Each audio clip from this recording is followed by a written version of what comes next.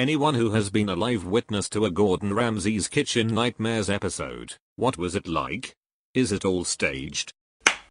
I was in an episode at La Bistro. It wasn't staged, but it was produced. They pack the restaurant full at one time to slam the kitchen and staff to create drama. The producers come to each table and tell the people to be vocal about the decor, food, etc. Ramsey walks around and I heard him yelling in the kitchen. We went back a few weeks later and spoke to the owner. He was glad for the experience. He's still in business today. Overall, it was a TV production, but the problems with the restaurant were real.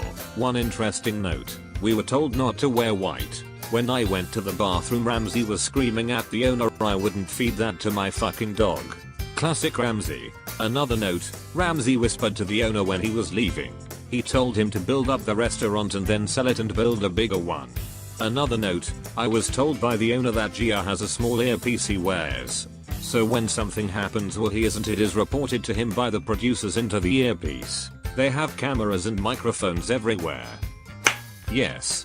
The infamous Amy's Baking Company was a block away from where I worked, so a co-worker and I cut work to go spy on filming. 1. Man, does he unleash some awesome tirades that never make the cut. 2.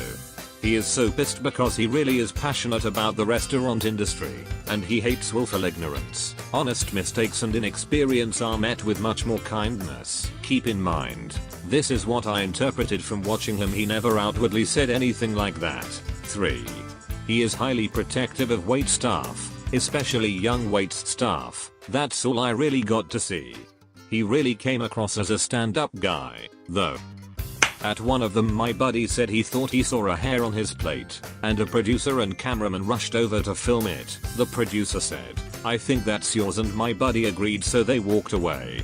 Didn't make the episode. Another time our appetizers were running a few minutes late. Not so much that we actually noticed, but enough that it ended up being a dramatic commercial break on the finished episode, complete with shots of us looking around concerned about something.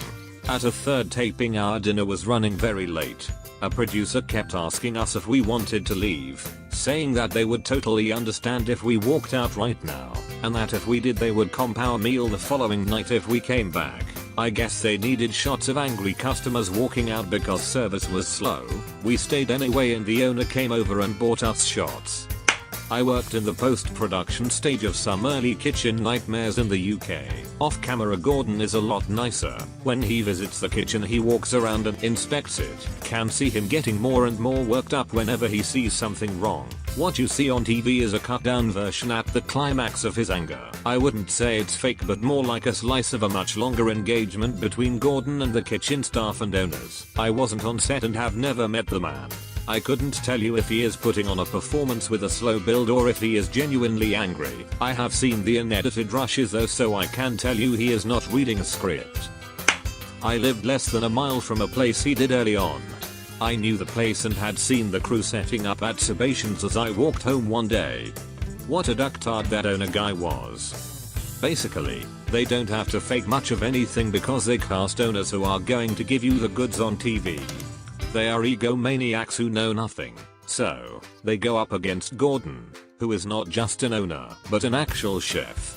And while his restaurants are not always successful in the long run, he clearly knows what he's doing, and while he has a violent temper surrounding the topic of stupid people, he is charming and passionate about cooking.